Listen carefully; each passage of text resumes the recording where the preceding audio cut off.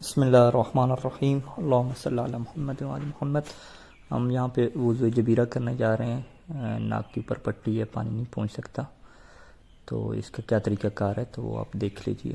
سب سے پہلے ہم نے جو ہے وہ چہرہ دھونا ہے، بالکل اوپر سے جہاں سے بال اگتے ہیں وہاں پہ پانی ڈالیں گے اور وہاں سے جو ہے وہ دھونا شروع کریں گے۔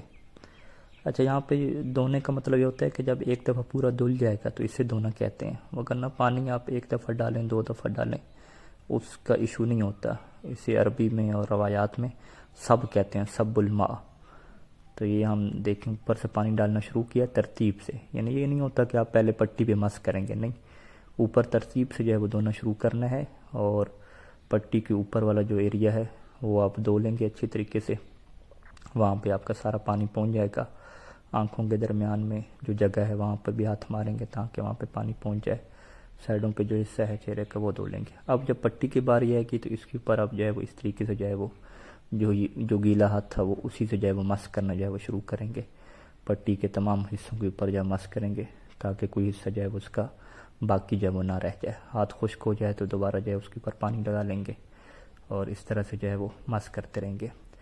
پٹی کا جو بھی پاک حصہ ہوگا جہاں پہ بلیڈنگ نہیں ہے اس کو مس کریں گے، اور پھر جو پٹی کا سائڈ والا حصہ صاف ہے جہاں پہ پٹی نہیں بندھی ہوئی اس کو جو ہے وہ دھونا شروع کریں گے۔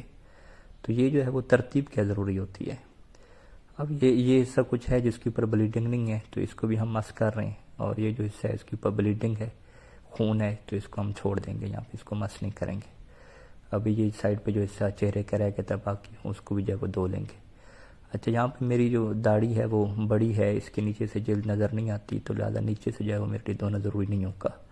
یہ جو ہونٹوں کا حصہ صاف ہے اس کو میں دھو لوں گا جہاں پہ جو ہے وہ پانی پہنچ سکتا ہے۔ تو اب یہ جو داڑھی وغیرہ رہے گی اور جو مونچھوں کا حصہ ہے اس کے اوپر فقط ہاتھ جو ہے وہ پھیرنا ہوگا، کیونکہ یہ بڑے بال ہیں، اس کے نیچے سے جو ہے وہ جلد نظر نہیں آ رہی۔ اب جن لوگوں کی داڑھی جو ہے وہ چھوٹی ہوتی ہے اور اندر سے جلد نظر آتی ہے تو وہ پھر پھنس جاتے ہیں کہ ان کو جو ہے وہ نیچے سے جلد بھی دھونی پڑتی ہے۔ اچھا، بازو ہم نے دھونے ہیں تو یہ بالکل ترتیب سے اوپر سے چلیں گے، اس کو بھی جو ہے وہ نلکے کے نیچے اس طریقے سے رکھ لیں گے۔ سب سے پہلے جو ہے یہاں پہ کونی سے جو ہے وہ دھونا ہم شروع کر رہے ہیں۔ اب یہاں پر بھی دیکھیں پانی ایک سے زیادہ دفعہ ڈال رہے ہیں، تو پانی ایک سے زیادہ دفعہ ڈالنے میں حرج نہیں ہوتا، دھونا ایک ہی دفعہ کہلاتا ہے۔ یعنی دھونے کا کیا مطلب ہوتا ہے کہ جب ایک دفعہ پورا دھل جائے گا اس سے کہا جائے گا کہ یہ جی ایک دفعہ دھلا ہے۔ پانی بے شک آپ 3-4 دفعہ ڈالیں، 5 دفعہ ڈالیں، پانی ڈالنا جو ہے وہ اس سے فقہی اصطلاح میں کہتے ہیں دھونے کا ایک مقدمہ شمار ہوتا ہے۔ تو یہاں پہ ہم دیکھیں پانی تو 3-4 دفعہ ہم نے ڈالا ہے، لیکن دھلا جو ہے وہ یہ ایک دفعہ ہے۔ ایک دفعہ کونی سے پانی ڈالا تھا، دوسری دفعہ سینٹر سے ڈالا تھا۔ اب اس کو بھی ایسے ہی ہم دھوئیں گے۔ اب دیکھیں یہاں پہ پانی اب میں ڈال رہا ہوں کونی کے اوپر، تو یہ پانی ایک دفعہ ڈلنا شمار ہوا ہے۔ یہ دھونا اسے نہیں کہیں گے، دھونے کا مطلب کیا جب پورا دھل جائے۔ اب یہاں پہ ہم نے پانی ڈال دیا، اب پانی یہاں پہ ختم ہو گیا، ابھی بازو رہتا ہے دھونے کے لیے۔ اب یہاں پہ دوبارہ پانی لیا، سینٹر سے جو وہ ڈال دیا یہاں پہ۔ تو یہ بھی دیکھیں ترتیب ہم یہاں پہ رکھ رہے ہیں، تو یہ نہیں ہے کہ یہ جو پٹی بندھی ہوئی ہے یہاں پہ پہلے اس پہ مسا کریں، نہیں، ترتیب سے چلاتے ہیں گے، اور پٹی تک جب ہم پہنچیں گے تو اب یہاں پہ پٹی کے اوپر مسا ہوگا، یعنی اب انگلیوں کو نہیں دھوئیں گے، پہلے یہاں پہ ہم پٹی کے اوپر جو ہے مس کریں گے، اچھے طریقے سے مس کریں گے، جو حصہ بھی خالی رہ گیا وہاں پہ مس کریں گے، اور مس کرنے کے بعد اب جو انگلیاں بچ گئی ہیں ان انگلیوں کو جو ہے اب جو ہے وہ دھوئیں گے۔ تو یہ جو ہے ترتیب رکھنا جو ہے وہ ضروری ہوتا ہے۔ ایسا نہیں ہوتا کہ آپ پہلے جو ہے پٹی پہ مس کر دیں یا پہلے سارا دھو لیں پھر آخر پہ پٹی پہ مس کریں، ایسا نہیں ہوتا۔ درمیان میں جو پٹی آتی جائے گی اس کا جو مس بنتا جائے گا وہ مس جو ہے وہ کرتے رہیں گے۔ چونکہ اس کا زیادہ ایشو نہیں ہے تو ہم یہاں پہ پانی جو ہے وہ ڈال رہے ہیں، تو آخر پہ ہم اسے خشک کر لیں گے ٹیشو پیپر سے، تو اس کینولا والی پٹی کا ایشو نہیں ہے۔ اچھا، یہی کینولا والی جو پٹی ہے اس کی وجہ سے تیمم بھی ہمارے اوپر آئے گا، تو یعنی وضو جبیرہ بھی کر رہے ہیں تو بعد میں ہمیں یہ تیمم بھی کیا ہے وہ ایک ساتھ ایڈ کرنا پڑے گا۔ سر کا مسا جو ہے وہ کریں گے، تو سر کو حرکت نہیں دینی ہوتی۔ پاؤں کا مسا ہم کریں گے۔ آپ پاؤں کے مسے میں دیکھیے گا کہ کس طریقے سے ہم نے جو وہ آغاز کرنا ہے، بالکل یہ جو انگلیوں کے سرے ہوتے ہیں یہاں سے جو ہے وہ پاؤں کا مسے کا آغاز کیا جاتا ہے۔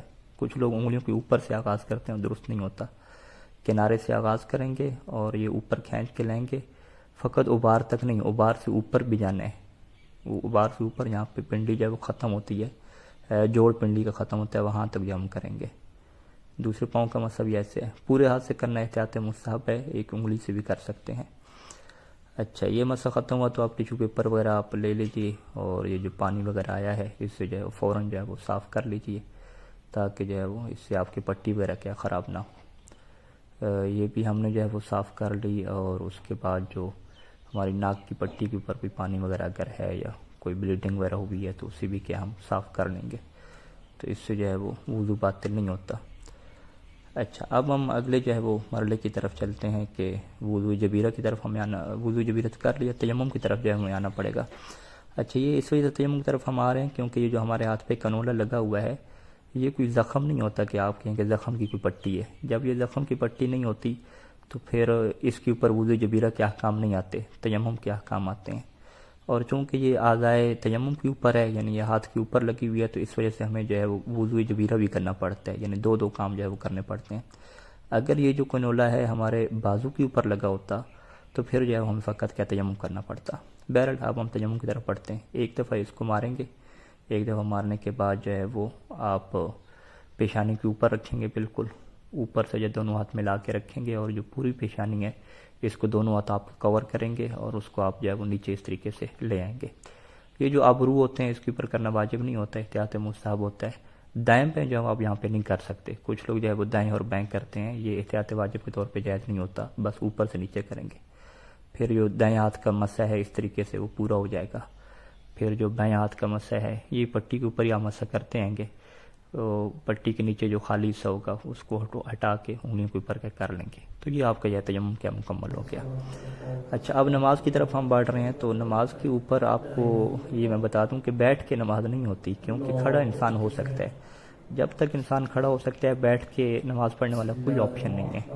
اچھا ابھی یہاں پہ ہمیں شروع میں سجدے سے منع کیا گیا تھا، پہلا دن تھا، بلیڈنگ زیادہ ہو رہی تھی، تو اب ہم یہاں پہ سجدہ کیسے کریں گے وہ آپ دیکھیے گا۔ تو یہ کوئی کرسی وغیرہ پہ سجدہ نہیں ہوگا، سجدہ بھی جو ہے وہ اشارے سے ہوگا، اور رکوع میں چونکہ ہم اتنا جھک سکتے ہیں سر کو سیدھا رکھ کے کہ ہمارے جو ہاتھ کے جو انگلیوں کے کنارے ہیں وہ گھٹنے تک پہنچ سکتے ہیں، تو اس میں بھی کیا ہے ایشو جو ہے وہ نہیں رہے گا۔ تو یہاں پہ جو ہے وہ قرات وغیرہ بھی ہم مکمل کریں گے، تو پھر آپ دیکھیے گا کہ کیسے جو ہے وہ رکوع ہوتا ہے اور کیسے جو ہے وہ سجدہ ہوتا ہے۔ اب دیکھیے رکوع کی طرف ہم بڑھ رہے ہیں، تو زیادہ نہیں جھکنا، سر کو بالکل سیدھا رکھنا ہے، اور جو انگلیوں کے سرے ہیں یہ بالکل گھٹنے تک پہنچ گئے ہیں۔ انگلیوں کے سرے جب گھٹنے تک پہنچ جاتے ہیں تو اس سے کہتے ہیں کہ رکوع فقہی طور پہ آپ کا ہو گیا، تو یہ کافی ہے۔ اچھا یہ دیکھیں اشارہ ہم نے چھوٹا سا اشارہ کیا سجدے کے لیے، پھر سر اٹھا لیا دوسرے سجدے کے لیے، پھر اشارہ کیا، اور سبحان ربی الاعلیٰ و بحمدہ پڑھ کے سر جو ہے وہ اٹھا لیا۔ اب یہ ہمارے کیا دو سجدے ہو گئے۔ اچھا یہاں پہ اب ہمیں نیچے بیٹھنے کی یا اس طرح کی ضرورت نہیں تھی، کیونکہ ہم ایسا سجدہ کر ہی نہیں سکتے کہ جس میں ہم سر زیادہ جو ہے وہ جھکا سکیں۔ اچھا دوسری رکعت بھی ایسی ہے، رکوع بھی جو ہے وہ ایسی ہم کریں گے، اور تھوڑا سا جو ہے وہ جھک لیا اس میں سر کو سیدھا رکھ کے، اتنا ہم کر سکتے ہیں۔ اتنا اگر نہیں کر سکتے تو اس کے لیے بھی اشارہ ہوتا۔ سجدے کے لیے کیا ہے مختصر سا اشارہ، سر کو جو ہے وہ تھوڑا سا جھکا کے، سر نہیں جھکا سکتے تو آنکھوں کو کیا ہے بند کرنا ہوتا ہے سجدے کے لیے۔